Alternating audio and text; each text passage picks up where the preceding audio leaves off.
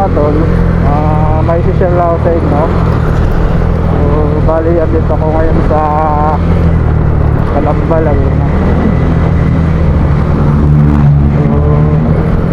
So ito awareness lang naman to sa mga lahat ng ating nagsisipag na Lalamove riders dyan, at lalo na sa baguhan pa lang sa Lalamove.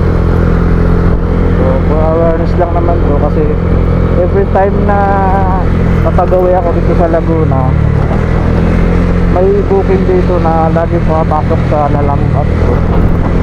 Siguro yung iba alam na to. So awareness lang, kasi dalawang tropa ko na scam na nadali na.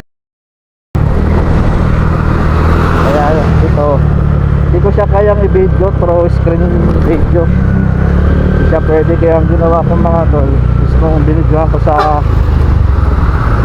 sa camera ko yung sa cellphone. So ito mga tol, panoorin na to. Ayan. So ito yun mga tol, yung sinasabi kong booking.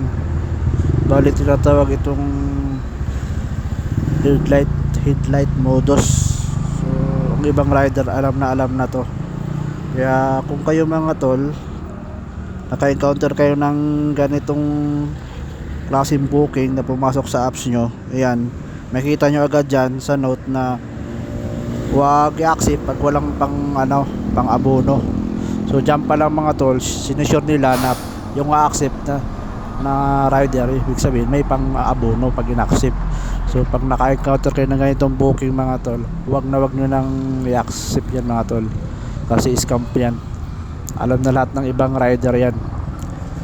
Awareness lang talaga to sa mga bagong rider. Siyempre kawawa naman, di ba?